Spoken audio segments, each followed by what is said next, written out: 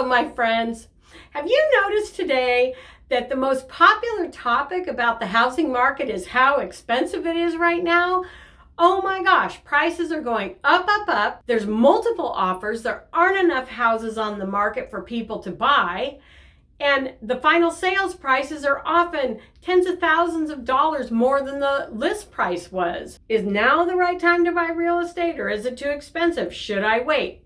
Is there going to be a crash that I should wait for?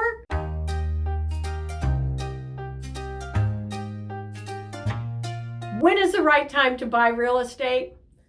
In my opinion, it's always the right time to buy. Let's look at real estate as an investment. Even if it's your first time home, or maybe you're selling something and moving up, or selling something and downsizing.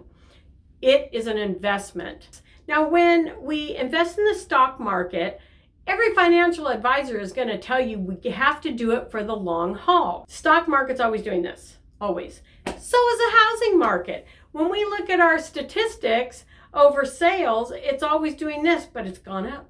Yes, we've had some dips, but it's come up, hasn't it?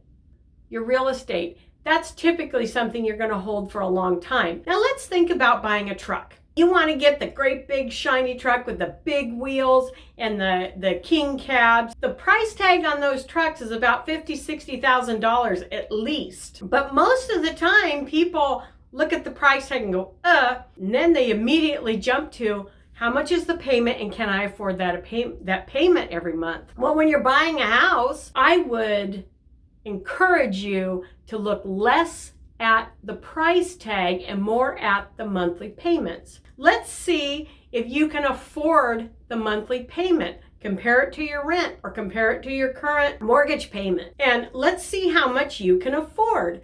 That's how you need to invest in real estate, is seeing if you can afford that monthly payment, because you are investing your money into building your equity. With your vehicle, it's not an asset, it's a liability. The minute you drive it off of the lot, it loses value, and it continues to lose value. Even though you still have that payment in your house, you're going to build your equity over time. A house is always an asset. Love to recommend buying rental properties. Not just buy a house and rent it out. Maybe you can buy a house that is set up with dual living so you can get a roommate. Or maybe you could buy a house together with a friend or a family member. And that way you're both going in on the contract, so you're both getting the mortgage. And you would have an agreement that you would hold the house for X number of years.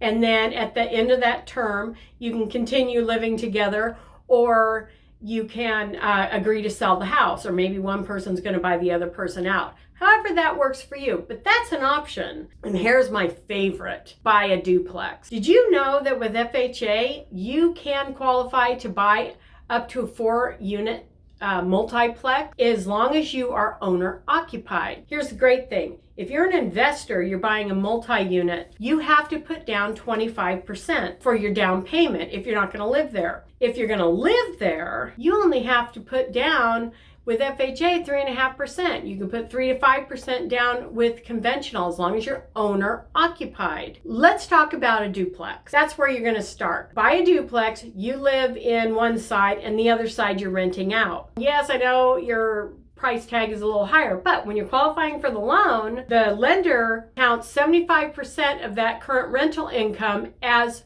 your income. Because once you own it, you're going to take 75% of the rental payment, put it towards your mortgage, and then take 25% of it, and you need to put that away for repairs and to take care of holding costs when there are vacancies. When you're ready to move on, you've got a little bit of a savings there. With taxes, you can generally get 7 years of depreciation value on your taxes for that rental property. And then after 7 years, you sell and buy something else, or you're going to hold it. So you've saved up that 25% over however many years, and then you go and look around and you buy another one. Either it could be another duplex or it could be other plexes. It depends on how much money you've got saved up, and you could even take some equity out of your current place. So you buy your second duplex, owner occupied. You rent out the unit you just vacated. There's lots of different ways to be able to invest and save money on your taxes with a duplex. I just love the idea of first-time home buyers getting into a duplex. You're probably going to have to start out with a two bedroom, 1 bath on both sides. After a couple of years, when you move up, you can get a 3 bedroom, 2 bath on one side and a 2-1 on the other side. That's a very common configuration. Lots and lots of different possibilities. Do this over and over and over again to build your portfolio. Your best investment is buying doors. Eventually, if you say, I'm done with living next to my tenants, I want my own house, that's your choice. Or you can keep doing multiplexes. Have a good discussion with your CPA and your realtor.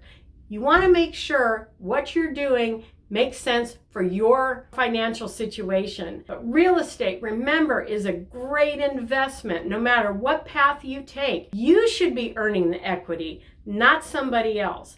And there's a lot of equity to be earned over the years, long term.